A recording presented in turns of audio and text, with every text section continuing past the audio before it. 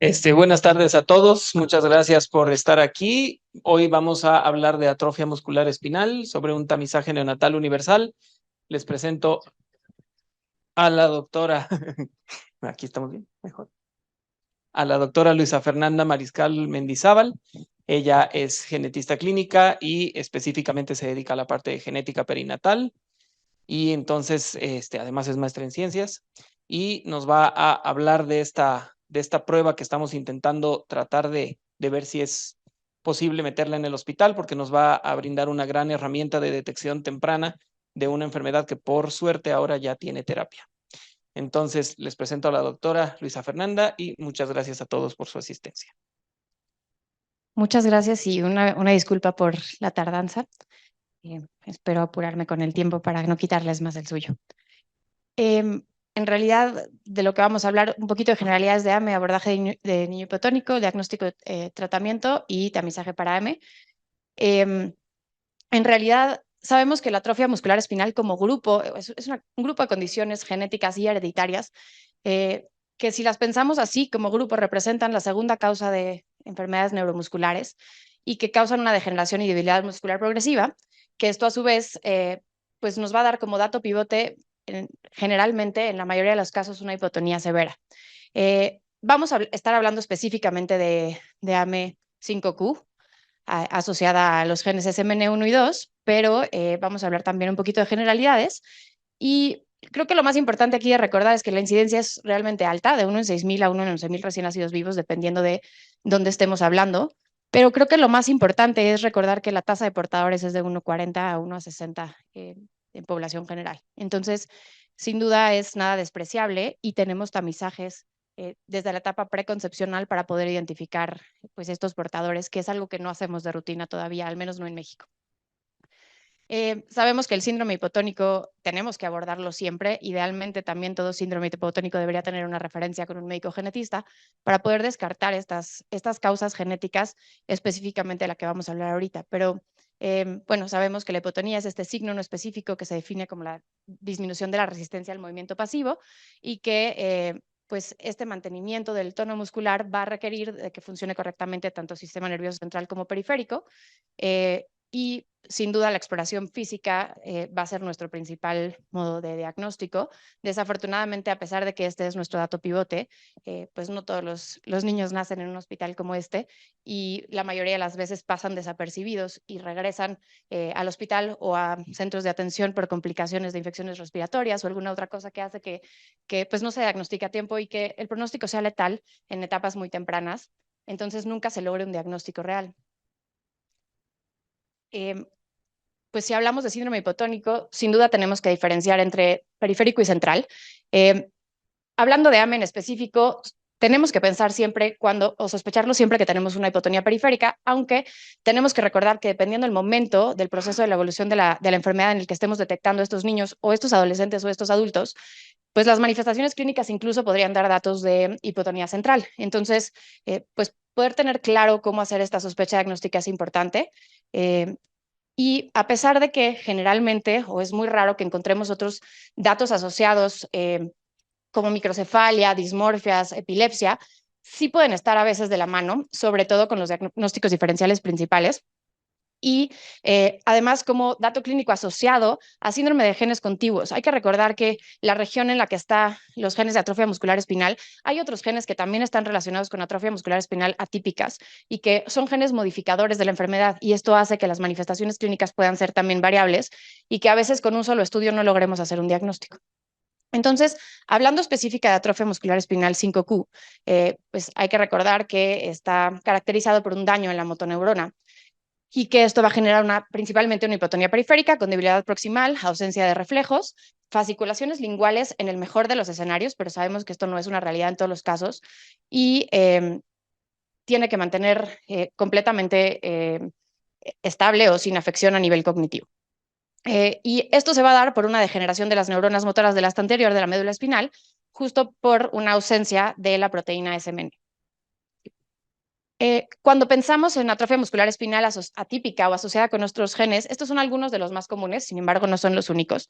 Y es muy importante tenerlos en mente, porque si tenemos una sospecha clínica en la que ya hicimos un tamizaje diagnóstico o incluso buscamos de forma dirigida los estudios diagnósticos específicos y no logramos un diagnóstico, siempre tenemos que pensar en los diagnósticos diferenciales.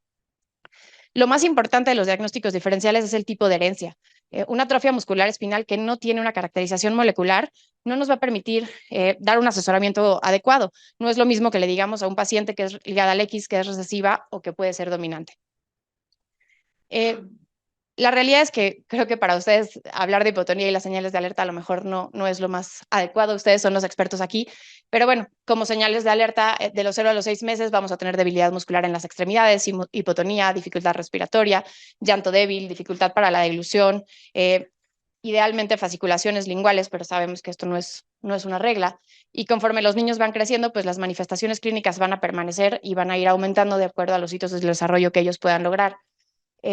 Insisto, lo más común es diagnosticar a estos niños en el tipo 2, atrofia muscular espinal tipo 2, porque en los primeros 6 meses de vida generalmente o pasa completamente desapercibido y fallecen por otras causas, o sí se hace un diagnóstico oportuno. De los 7 a los 12 meses, pues también, en realidad estas manifestaciones clínicas van a permanecer, cada vez van a ser más evidentes porque el niño ya cada vez tiene más posibilidades de realizar cosas que no está realizando o va a dejar de hacer cosas que había logrado hacer inicialmente. Y las atrofias musculares del adolescente o de la infancia tardía son las que menos se diagnostican, porque generalmente pues simulan cualquier otra enfermedad o empezamos a sospechar otro tipo de diagnósticos que no sea esta, sin tomar en cuenta que en realidad es una de las más prevalentes.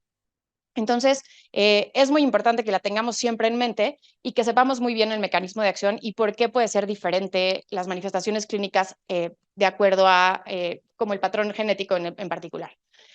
Lo primero que hay que aclarar es que la atrofia muscular espinal es una condición que involucra 2 genes, entonces no podemos estudiar la atrofia muscular espinal solamente analizando un gen. Los 2 genes involucrados son el gen SMN1 y el gen SMN2. El gen SMN1 es el que va a ser el diagnóstico como tal de atrofia muscular espinal, pero el gen SMN2 es el que nos va a ayudar a definir el pronóstico y saber el tipo de tratamiento que necesitamos utilizar. Están ubicados, tienen el mismo locus, los dos están en el cromosoma 5, en el brazo corto, el brazo P, en la banda, perdón, en esta región específica, ¿no? En el brazo largo del cromosoma 5, y la diferencia entre estos dos es que uno está más telomérico y el otro está más centromérico. En realidad están cercanos entre sí y además, no sé si esto, aquí. Este gen NAIP es otro gen que sabemos que está asociado con atrofia muscular espinal, que por sí solito puede dar los datos clínicos tal cual, pero podemos tener síndromes de genes contiguos en donde este gen está afectado al mismo tiempo que los genes vecinos y nos va a modificar la enfermedad.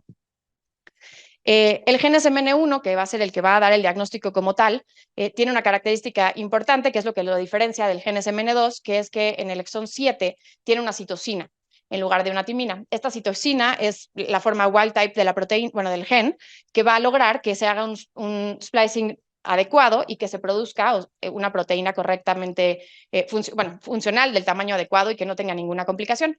Sin embargo, el gen SMN2, bueno, en los casos de atrofia muscular espinal, tenemos 0 proteína SMN1 porque al ser una enfermedad recesiva, las 2 copias van a estar afectadas. Sin embargo, tenemos la ventaja de que tenemos el gen SMN2 y la diferencia entre estos dos es que justo en el exón 7, en lugar de una citosina, tenemos una timina. Y esta timina lo que hace es que cambia a nivel del sitio de splicing el marcaje en donde le dice al enhancer o al que se encarga de realizar este corte y empalme que ahí es donde se tiene que posicionar. De hecho, se agregan grupos de proteínas que generan que no se haga el splicing correctamente y que se pierda este exón 7. Y al perder este exón 7, esta proteína se vuelve inestable y se pierde. Y el 90% de la proteína que se forma a través de SMN2 es inestable y se degrada rápidamente. Sin embargo, siempre habrá un 10% en el que sí se forme correctamente, que no se pierda este exón 7 porque así se logra dar un splicing correcto. Y esta proteína, este 10% de proteína funcional, es lo que hace o determina el pronóstico de los pacientes. Entonces, al ser altamente homólogos y al tener esta única diferencia en este exón 7, si lo vemos ya un poquito a nivel más complejo, este es todo el grupo de proteínas que tienen que interactuar para que se pueda dar el splicing de forma correcta. Y esto es lo que pasa de forma natural en el gen SMN1. Cuando tenemos la sustitución de esta citosina por esta timina, se agregan estos bloqueadores del splicing que le permiten o que le impiden que se traduzca correctamente y se pierde este exón 7. Entonces, recordando que la atrofia muscular espinal tiene una herencia recesiva, es muy importante también recordar que aunque la mayoría de las veces el motivo de la atrofia muscular espinal es por una pérdida completa del exón 7 o incluso de los exones 7 y 8, hay un 5% de pacientes en donde hay mutaciones puntuales. Entonces, no necesariamente con un único estudio vamos a lograr el diagnóstico. Al ser una enfermedad recesiva, podemos tener ambos padres portadores sanos, en donde ya sea que los dos tengan la deleción del exón 7 y 8, o únicamente 7, o que uno tenga una deleción y el otro tenga una mutación puntual. Entonces hay veces que un tamizaje sencillo no nos permite descartar este estado de portador de forma completa. Pero pues tenemos que seguir tomando en cuenta que tiene una alta prevalencia el estado de portador, ¿no? De 1,40 a 1,60. Entonces, pues recordando esto, en realidad con dos padres portadores, sin importar si se trata de la misma mutación o no, van a tener un riesgo de 25% con cada embarazo para tener un hijo afectado, 50% de hijos portadores y 25% de sanos no portadores. Por lo tanto, este 50% es el que va a hacer que esta prevalencia se mantenga pues de forma constante. Entonces, el gen determinante es el gen SMN1 porque no está funcionando. Sin embargo, el gen modificador es el gen SMN2. Entonces, si yo tengo dos copias del gen SMN2, esto es lo más habitual, es lo más presente, lo más prevalente en población general, y lo que se ve siempre en los pacientes que tienen diagnóstico de atrofia muscular espinal. La realidad es que es muy poco común que tengamos, creo que hay 2 casos reportados en donde solo había una copia de SMN1, digo de SMN2, perdón, pero 0 casos reportados de en donde no hay SMN2. Entonces, esto nos habla de que sin duda SMN2 es una proteína que es vital y que la ausencia por completo genera letalidad en etapas pues, muy tempranas. Entonces, dependiendo del número de copias de SMN2 que tengamos, es qué tanta proteína residual funcional tenemos y cómo vamos a tener estas manifestaciones clínicas. Entonces, el 90% de la población va a tener 2 copias de SMN1 y 2 copias de SMN2. 5 a 10% va a tener 2 copias de SMN1 y ausencia de copias de SMN2, y en caso de los portadores y en caso de los afectados, como habíamos dicho, no hay ningún caso en donde no haya SMN1, aunque sea una sola copia. Entonces, esto es un poquito lo que les explicaba que sucede. Al ser un gen modificador de la enfermedad, pues este 10% es en lo que nos estamos agarrando o de lo que nos estamos permitiendo que haya función de alguna forma, ¿no? Entonces, a mayor número de copias, pues mayor función, y esto va a hacer que las manifestaciones clínicas puedan ir de un rango menor a un rango mayor de acuerdo al número de copias. La clasificación de atrofia muscular espinal entonces está completamente basada en esto y tenemos la más severa, que es a la que llamamos tipo 0, en donde solamente tenemos una copia de SMN1, de SMN2, perdón, y que se va a manifestar en etapa prenatal. Son niños que no se mueven, las mamás no perciben estos movimientos fetales y que generalmente tienen contracturas articulares al nacimiento y se diagnostican generalmente también al nacimiento porque llama la atención. No necesariamente con una sospecha de atrofia muscular espinal, pero sí con datos clínicos sugestivos de que algo está mal. Estos niños son los que peor pronóstico tienen, pero a la vez son los que mejor pronóstico tienen si los detectamos a tiempo y logramos dar tratamiento en ese momento. Los tipos 1, 2 y 3, la realidad es que cuando tenemos más de 2 copias de SMN1, a pesar de que antes pensábamos que era un valor predictivo muy claro, es decir, si tengo 2 copias puedo decir que es tipo 2, si tengo 3 copias tipo 3, si tengo 4 copias tipo 4, hoy tenemos claro que esto no es así y seguramente esto está determinado por epigenética o por regulación de algunos otros genes que están ahí vecinos, pero pues bueno, las manifestaciones clínicas pueden no haber sido tan evidentes hasta los 6 meses o incluso en la adolescencia o en la vida adulta, que esto es lo que retrasa aún más el diagnóstico de estos pacientes.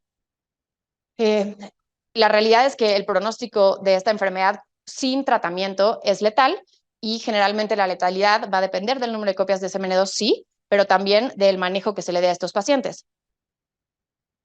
Entonces, este es, pues a grandes rasgos, esta clasificación, que es la clasificación que ahora nosotros llamamos la clasificación vieja, ¿no? Porque la actual está dada más bien por el momento en el que se da una intervención.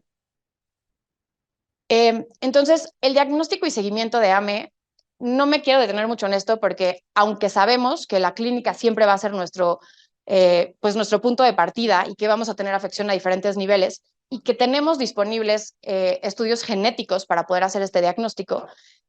Pensar en la forma artesanal de diagnóstico, aunque no está mal, sin duda ya es algo que es demasiado invasivo y que tarda demasiado tiempo. Hoy podemos hacer una prueba a un muy bajo costo y con un tiempo de respuesta de máximo 10 días. Entonces, como nosotros, o sea, a nivel genética, lo primero que se hace es un tamizaje. En el tamizaje lo que vamos a hacer es detectar el número de copias de SMN1. Esto se puede hacer por diferentes estrategias. La forma más económica es con una PCR, que nos va a decir con claridad si tenemos una o dos copias de SMN1. Y nada más, no nos puede dar mucha más información. Podríamos también medir el número de copias de SMN2, pero no es tan preciso. Y en caso de encontrar un paciente que tenga solamente una copia de SMN1, estamos obligados hacer secuenciación adicional del gen para detectar que no se nos esté yendo un caso de mutaciones puntuales que pues, puede representar hasta un 5% de los casos. Entonces, cuando nosotros antes de tener disponibles estos recursos de genética, pues teníamos muchas formas de hacer el diagnóstico con estudios, tanto análisis clínicos, serológicos, hormonales, determinaciones musculares, electromiografía, ¿no? Entre otras cosas, que como les decía, en realidad es algo que es ya muy invasivo y que desafortunadamente se sigue haciendo. No digo que esté mal, por supuesto que no. Sin embargo, hace que sea mucho más largo el diagnóstico o que tarde más. No siempre podemos tener claridad de cuál es el diagnóstico preciso. A lo mejor vamos a lograr un diagnóstico de atrofia muscular, pero no necesariamente tipo 5Q, ¿no? Entonces, esto retrasa sin duda y se vuelve más invasivo y costoso para el paciente. Entonces, cuando nosotros identificamos por PCR que solamente tenemos una copia de SMN1, tenemos que hacer una prueba confirmatoria. Esta prueba confirmatoria se hace con MLPA. El MLPA es el gold standard hoy para el diagnóstico de atrofia muscular espinal, porque nos va a permitir ver con claridad el número de copias que tenemos, tanto de SMN1 como de SMN2. Un MLPA utiliza sondas que se pegan en las diferentes regiones de interés que queremos ver y nos genera una gráfica en donde podemos ver estos picos, que son la amplificación de cada una de las copias de los genes, y estos van dirigidos a los exones o a las regiones de interés. Y entonces podemos ver aquí claramente, ¿no?, que no hay amplificación. Por lo tanto, esto dice que no hay señal, no hibridó, por lo tanto está ausente. Entonces, si nosotros hacemos este análisis y solamente vemos una copia, tenemos que hacer secuenciación para descartar que efectivamente, que no vaya a ser que en la otra copia que tenemos haya una mutación puntual, ¿no? Entonces, de esta forma podemos asegurar que lo que estamos viendo es real y que no se trata de un niño que sí pueda estar afectado, pero que la estrategia que estoy utilizando para el diagnóstico no es la correcta. Y bueno, ¿qué pasa si a pesar de que logro ya un diagnóstico y tengo estas copias de SMN1, podemos hacer estudios complementarios que nos permiten incluso conocer estos genes modificadores o hacer diagnósticos diferenciales con otras estrategias? Entonces, estos son algunos reportes de ejemplos de las diferentes variantes patogénicas que se han encontrado en los diferentes exones del gen SMN1, que no son la de lesión 7 y 8 del gen. Entonces, si no las buscamos de forma dirigida, con un MLPA o con una PCR no las vamos a identificar. Entonces, afortunadamente, el abordaje terapéutico como genetistas es algo de lo que pues, más emoción nos da. Hoy tenemos ya tratamientos con terapia génica que nos permiten modificar sin duda el pronóstico y el seguimiento de estos niños. Y tenemos 3 diferentes estrategias terapéuticas para hacer un diagnóstico de atrofia muscular, un tratamiento, perdón, de atrofia muscular espinal. El primero va dirigido específicamente con terapia génica a reemplazar el SMN1 afectado por un SMN1 funcional, que esta es la única que realmente podemos decir que es terapia génica. Las otras estrategias están dirigidas a aumentar la transcripción de SMN2 para que podamos tener disponibles más porcentaje de proteína funcional, aunque no sea exactamente igual a la SMN1. Entonces, nusinersen fue el primero que se describió, es un oligonucleótido antisentido, que ahorita vamos a ver un poquito cómo funciona, pero justo lo que quiere hacer es que se evite que se excluya el exón 7 y que entonces se produzca una proteína funcional. Risdiplam funciona un poquito igual, en realidad es un tratamiento con moléculas pequeñas que genera que se haga un loop a nivel de justo esta región, este exón 7, y que entonces no se elimine al momento de hacer este corte y empalme. Entonces, nusinersen, que son estos oligonucleótidos antisentido, que fue la primera estrategia que se utilizó como tratamiento, tiene una desventaja importante que es el tamaño que tienen. al ser moléculas muy grandes, esto no atraviesa barrera hematoencefálica, entonces la aplicación es intratecal. Entonces, pues sí, sin duda se tiene que hacer en un hospital de tercer nivel en donde tengamos todas las instalaciones necesarias y una capacitación adecuada. Pero ha tenido muy buenos resultados, es el que más estudios clínicos tiene y que mejor pronóstico ha tenido a largo plazo porque es el que más seguimiento lleva.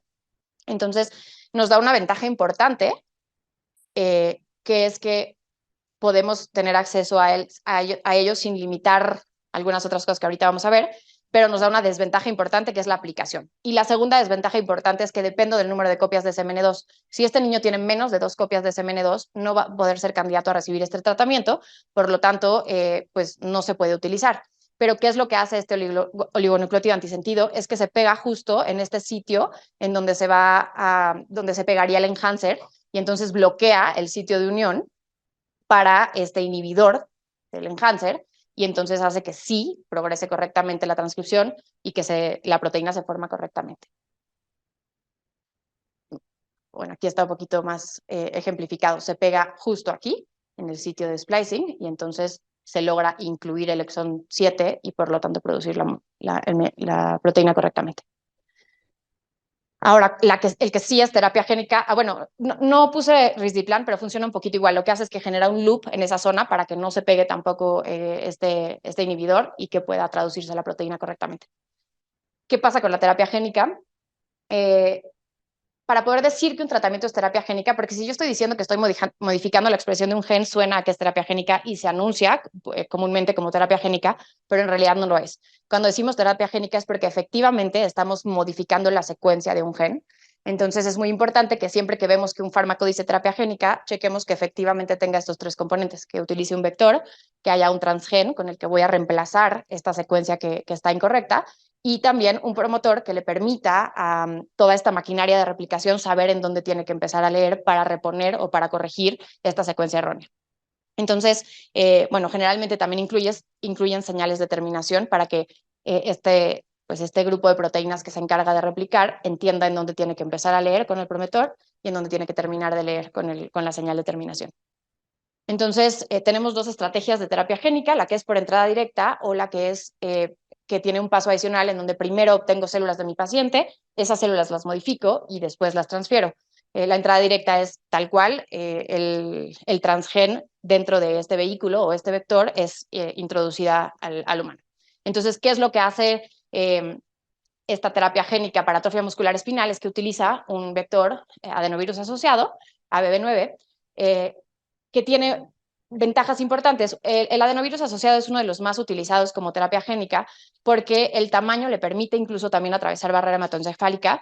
No se ha visto que haya tanta respuesta inmunitaria o que haga reacción cruzada con otros virus y obviamente por la modificación que se hace antes de poder introducir el transgen y que genera este vector, pues se le quita toda la parte patogénica o que tiene capacidad de replicación como tal el virus. Entonces, esto es una ventaja importante porque sí logra atravesar la barrera hematoencefálica, pero aunque los estudios que dicen que no genera inmunidad cruzada y que es poco común que podemos detectarla, sobre todo en población europea y Estados Unidos, en México hemos visto que funciona un poquito diferente, ahorita les platico.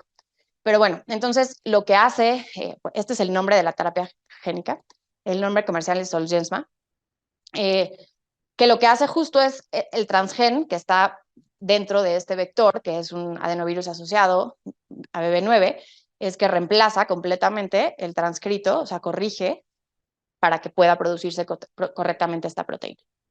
Entonces, la principal desventaja que hemos visto en México es que siempre que que pensamos o tenemos el diagnóstico de un niño con atrofia muscular espinal y pensamos en esta como su principal terapia génica, porque sí, es la única que realmente modificaría realmente la producción de esta proteína de forma natural, entre comillas.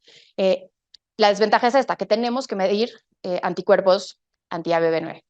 Y a pesar de que se dice que no los vamos a detectar, alrededor del 47% de los casos en México en los que se ha hecho esta prueba, los niños han sido positivos para esos anticuerpos. Entonces, pues esto a veces retrasa un poco el tratamiento o incluso algunos de ellos tienen que ser excluidos. Otra desventaja que tenemos es que actualmente solamente está autorizado o probado para menores de 6 meses. Entonces, si yo me tardo en hacer el diagnóstico, y me tardo en que se barran estos anticuerpos, entonces no va a poder ser candidato para recibir este tipo de tratamiento. Entonces muchas veces lo que se hace es que empiezas con una y una vez que logres limpiar los anticuerpos, entonces pues la sustituyas o la reemplaces por la otra. En realidad no me quiero meter mucho en esto porque no es el objetivo, pero tanto los oligonucleótidos antisentido como las moléculas pequeñas y como ahora la terapia génica tiene muchos estudios clínicos en donde se ha visto las ventajas que tiene y las pocas desventajas que tiene. Sin embargo, siguen siendo terapias no perfectas, ¿no? Lo que sí es que sin duda modifican de forma importante el pronóstico o el curso natural de la enfermedad. Ya las 3 terapias génicas están autorizadas en México. La única que faltaba era esta, la terapia génica de Zolgensma.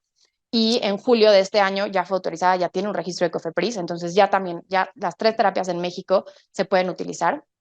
Y obviamente todas están aprobadas por la FDA.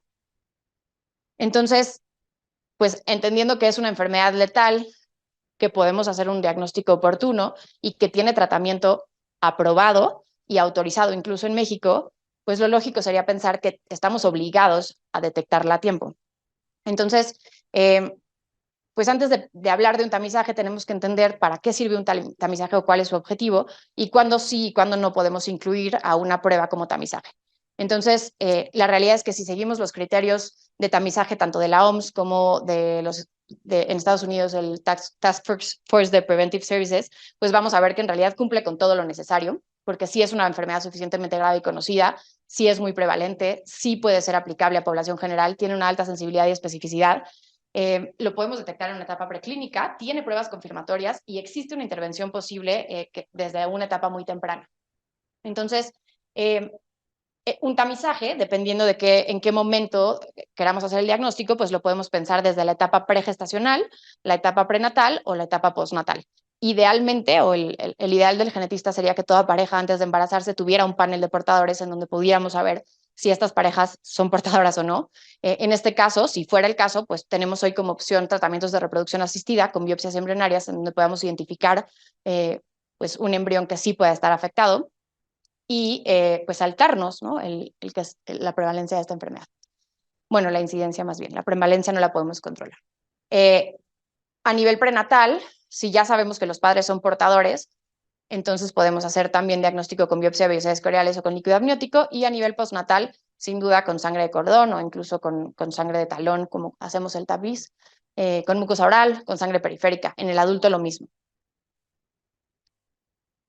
Entonces, lo que sí se hace ahorita en México es que gracias a que la industria farmacéutica tiene un principal interés, es que ellos ofrecen las pruebas diagnósticas sin costo, ¿no? Entonces, cuando nosotros tenemos una sospecha clínica de un niño hipotónico, nos comunicamos con estas farmacéuticas que nos hacen firmar un consentimiento, se les toma la muestra al niño y de forma gratuita se hace el abordaje. Puede ser niño, adolescente o adulto, en realidad no está limitado a los niños. Nos entregan un resultado directo al médico y con ese resultado, entonces, de acuerdo a los resultados, nosotros decidiremos cuál es pues el tipo de tratamiento para el que es mejor candidato y entonces se canaliza con el laboratorio y se hace todo el seguimiento. Sin embargo, hoy a nivel internacional, desde el 2019, ya se está haciendo tamizaje neonatal universal. Se propuso en el 2019. En realidad, en Europa ya hay alrededor de 30 países que lo están haciendo. En Estados Unidos, en el 2002, el 97% de los recién nacidos vivos tenían un tamizaje. Solo hay un estado, Nevada, que no lo ha autorizado. Todos los demás ya tienen este tamizaje universal para atrofia muscular espinal. Y en Latinoamérica, estos son los 4 países que ya lo hacen. En realidad, el único que lo tiene establecido a nivel, pues sí, todo el país es Brasil. Argentina, Chile y Colombia tienen tamizajes pilotos que están principalmente dirigidos a los hospitales privados y a pues ciertos grupos que se han hecho con la ayuda de las farmacéuticas. Y pues aquí es una pena que pensando que en México hacemos medicina sin duda de tercer nivel, y que tenemos todo lo disponible en hospitales como este, ¿por qué no estamos haciendo este tamizaje? Si tenemos las herramientas, podemos hacer el diagnóstico tanto de tamizaje como confirmatorio y tenemos los tratamientos disponibles. Entonces, como había dicho antes, lo lógico sería pensar en que sí podemos hacer un tamizaje universal. Pensar que nuestro gobierno nos va a dar lo necesario para poder hacer este tamizaje, a lo mejor estamos lejos de eso, Sin embargo, ya están los conversatorios abiertos. De hecho, el 4 de octubre hay un conversatorio específicamente de esto en la Cámara de Diputados, con una propuesta que se tiene siempre por parte de las farmacéuticas, ¿no? Que sin duda son nuestro principal apoyo para esto. Pero bueno, la propuesta en realidad que yo quiero invitarlos es que podamos hacer esto, que este hospital pueda ser como este primer hospital en México donde se haga de forma rutinaria un tamizaje universal para niños con atrofia muscular espinal. Y que esto nos va a ayudar de muchas formas, no solo hacer un diagnóstico oportuno y dar un tratamiento y un seguimiento adecuado, sino que también podamos tener un poco de estadística sobre cómo está nuestra población en México, ¿no? La incidencia de 1 en 6,000 a 1 en 11,000, pues varía dependiendo de la población, pero en México sin duda no tenemos para nada claro cuál puede ser esta incidencia. Al mismo tiempo, si nosotros podemos cambiar el curso natural de estas enfermedades, pues qué increíble que estamos ya en esta época de la vida en la que la terapia génica es una realidad y que por lo menos el seguimiento que se lleva hasta ahorita, en específico de la terapia génica, de Zolgensma, ya llevan 7.5 años de seguimiento de estos niños con los que se inició el tratamiento, siguen con vida, no ha habido efectos secundarios que realmente llamen la atención. El objetivo de esta plática no era eso. Después podemos organizar una donde hablemos específicamente de los requerimientos para cada una de las terapias y las complicaciones que se han visto, pero es una realidad. Entonces, pues lo ideal sería que pudiéramos incluir este tamizaje en el tamiz neonatal. Inicialmente se había pensado hacerse como un protocolo en donde se hiciera un consentimiento informado, se hablara con los papás, se les explicara, pero la realidad es que no tendríamos ni siquiera por qué hacerlo así. Digo, esto por supuesto invito a que lo discutamos, pero cuando modificamos el número de enfermedades que se tamizan en el tamiz neonatal, no se consulta con los padres, simplemente se modifica el número de enfermedades que estamos tamizando y los papás compran un tamiz neonatal ampliado, ¿no? En realidad ni siquiera tienen claro cuáles son las enfermedades que se tamizan. Y pues cumple con todo lo necesario para que lo podamos tamizar. Incluso tiene más posibilidad de tratamiento que muchas de las enfermedades que sí tamizamos. Entonces, pues lo ideal sería que con esta misma sangre de talón que tomamos con el tamiz neonatal, uno de esos circulitos se pueda usar para extracción de DNA y realizar el estudio de tamizaje con PCR. La otra opción sería, si no se quisiera hacer como parte de este mismo tamizaje, es al nacimiento con una muestra de sangre de cordón, ¿no? Que también es no invasivo, es relativamente sencillo, y si se implementara como tamizaje, pues lo podemos hacer de forma rutinaria sin ninguna complicación.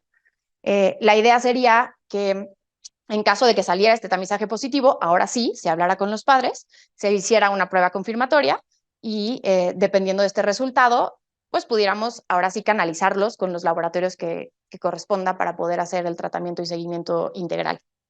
Entonces, un poquito la idea o la propuesta es esta, ¿no? Si sabemos que es una enfermedad que podemos detectar a tiempo, que tiene diferentes momentos y formas de presentación y que esto hace que sea más difícil su identificación, que podemos hacer un abordaje desde la etapa preconcepcional. Si nosotros tenemos identificados a estos niños, esto nos permite hacer un abordaje familiar, ¿no? Al ser una enfermedad hereditaria y recesiva, el diagnóstico de un niño nos permite diagnosticar toda una familia y poder hacer un abordaje preventivo mucho más grande. Entonces, pues sería solo cuestión de agregarlo al tamiz, ya sea con la misma muestra de talón o con una muestra de cordón, determinar el número de copias de SMN1, y dependiendo de eso, se habla con los papás, se hace la prueba confirmatoria y se refiere con los laboratorios de interés, ¿no? Bueno, con las farmacéuticas. Entonces, pues esto es una realidad. La atrofia muscular espinal es una condición grave que tiene opciones diagnósticas fáciles, relativamente fáciles, que sí están disponibles para nosotros en este hospital y que cambiarían sin duda el pronóstico y seguimiento y calidad de vida de estas familias, ¿no? Entonces, pues nada, en realidad esa es la propuesta y con gusto quiero escuchar pues, lo que tengan que decir al respecto.